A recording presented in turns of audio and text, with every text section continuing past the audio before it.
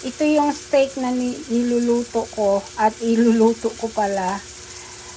Sprinkle ko siya ng kunting meat tenderizer, tapos garlic powder, salt and pepper, tapos kunting bitsin.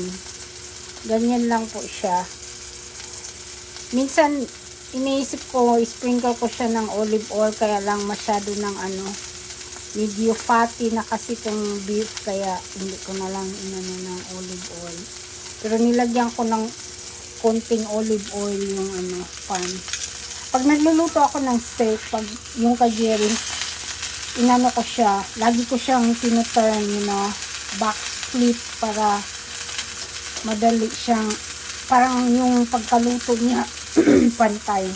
Kasi gusto ni Jerry yung hindi masyadong talagang luto yung yung may pink konti, yun yung gusto niya. Ayan po, maraming salamat sa panonood niyo. God bless.